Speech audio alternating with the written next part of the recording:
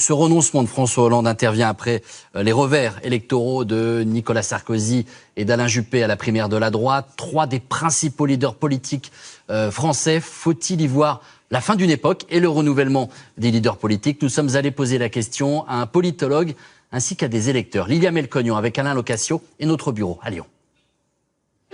Il y a quelques mois encore, ils étaient présentés comme les trois personnages clés de cette présidentielle de 2017 et pourtant, en quelques semaines, tout a changé. J'ai décidé de ne pas être candidat à l'élection présidentielle, au renouvellement donc de mon mandat. J'ai donné 40 ans de ma vie au service de la France et cela m'a apporté de grands bonheurs et quelques peines. Il est donc temps maintenant pour moi d'aborder une vie avec plus de passion privée et moins de passion publique. Trois personnalités omniprésentes dans le paysage politique depuis plus de 30 ans.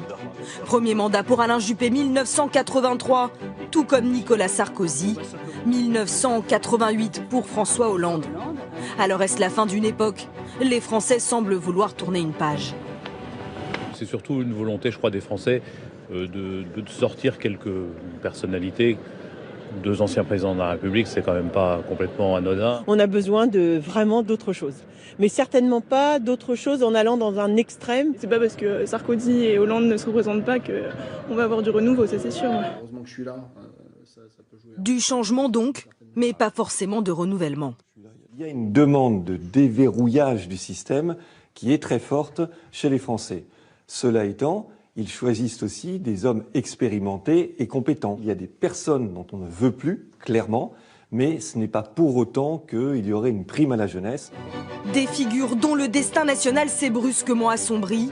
Trois carrières auxquelles les Français ont peut-être mis fin.